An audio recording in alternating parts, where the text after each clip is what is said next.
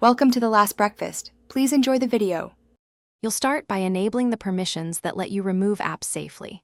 First, backup settings and data so you can restore if something breaks.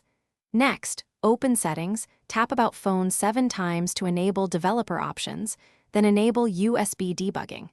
If you prefer a non-ADB route, make sure you have device admin rights for uninstalling built-ins.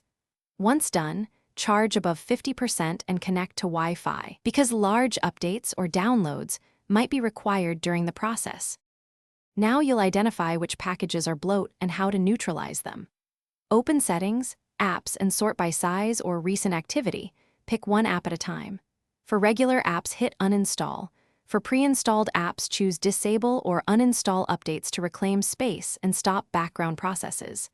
If an app resists, connect via ADB on your PC and run the uninstall command for the current user. This removes the app without rooting. Make sure to test essential features after each removal so you don't break core functions. Finish by cleaning leftover data and confirming system stability. Clear cache and storage for removed apps, then reboot the phone to let services restart cleanly.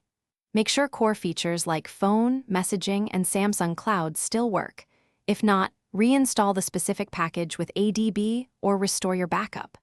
If the system is unstable and fixes fail, a factory reset will revert everything, but only use that as a last resort. One key troubleshooting tip: keep a copy of the original package name list so you can restore specific apps quickly.